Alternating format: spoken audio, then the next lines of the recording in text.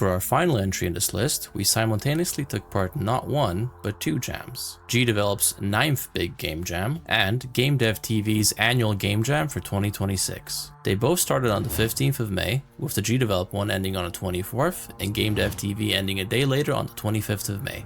And the themes were To the Top for GDevelop and Connections for GameDevTV. I immediately had two ideas, the first of which was a platformer using a grappling mechanic to traverse obstacles as seen in this crude prototype.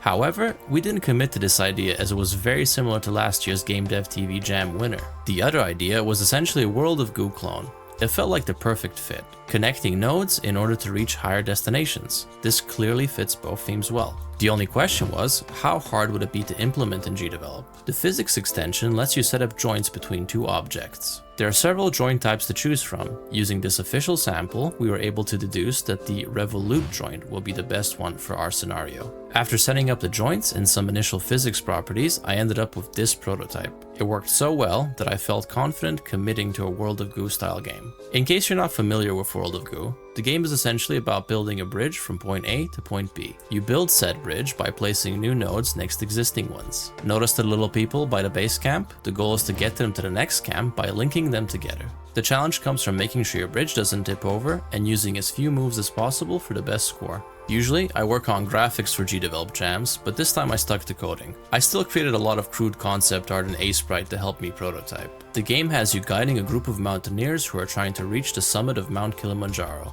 As the core mechanics were essentially in place, we had plenty of time to come up with interesting levels to traverse. The final submission had 8 levels, ranging from a simple tutorial to deadly environments. You're initially presented with a level selection screen, showing your progress. The background art also tries to follow where you would be on your journey. You start off firmly planted on the ground with the mountain in the distance. To make things more interesting, I also added a balloon and anchor node. Balloons were supposed to help you build bridges across wide gaps and hazards, but the physics have a tendency to go haywire. In the end, I feel like the balloons did more harm than good, as was also confirmed by several comments we received from others. The anchor was meant to weigh down your construction to prevent it from tipping over. This would have especially been useful in the final level, which also had a wind mechanic. We submitted the game 39 minutes and 1 second before the deadline to GDevelop's 9th Big Game Jam.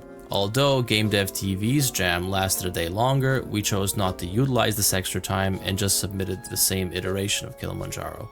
I'm not sure if you want to count this or not, but this technically makes it the entry with the most time remaining, a whopping 1 day and 2 hours before the deadline. GameDevTV's results came out first after 8 days of community voting. It was purely community rated with no judge involvement.